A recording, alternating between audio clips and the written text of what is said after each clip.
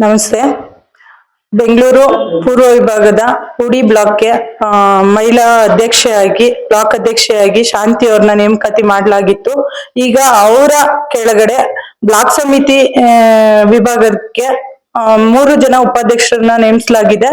ಅವರು ಸಂಗೀತ ಮತ್ತೆ ಪುಷ್ಪ ಮತ್ತೆ ವೆಂಡಾಮಣಿ ಅಂತ. ಅವರೆಲ್ಲರಿಗೂ ಶುಭವಾಗ್ಲಿ ಅಂತ ಕೇಳ್ತಾ ಇದ್ದೀನಿ.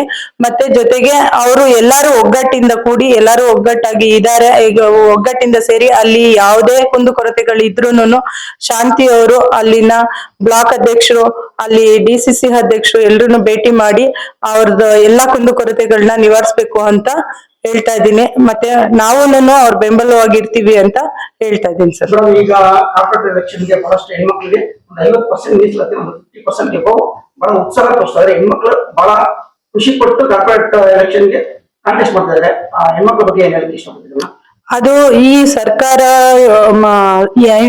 ಮಹಿಳೆಯರ ಸಬಲೀಕರಣಕ್ಕೋಸ್ಕರನೇ ಮಾಡ್ತಾ ಇರೋದು. ಅದು ಉದ್ದೇಶ ಪೂರ್ವಕವಾಗಿ ಮಹಿಳೆಯರ ಸಬಲೀಕರಣ ಆಗ್ಬೇಕು, ಮಹಿಳೆಯರಿಗೆ ಬೆಂಬಲ ನೀಡ್ಬೇಕು.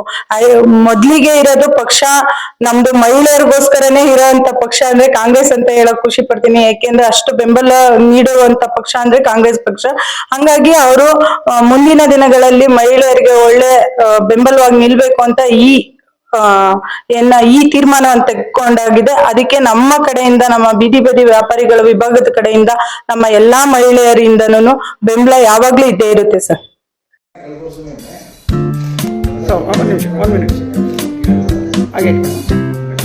ಅದಕ್ಕೆ ಸ್ವಲ್ಪ ಈ ಕಡೆ ಬನ್ನಿ ಸರ್.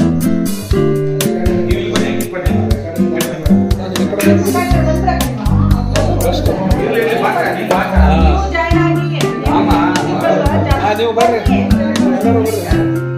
ಇಲ್ಲಿ ನೋಡಿ.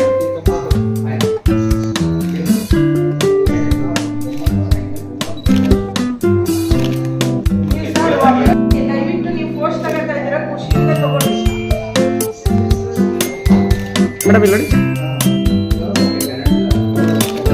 1 ಮಿನಿಟ್.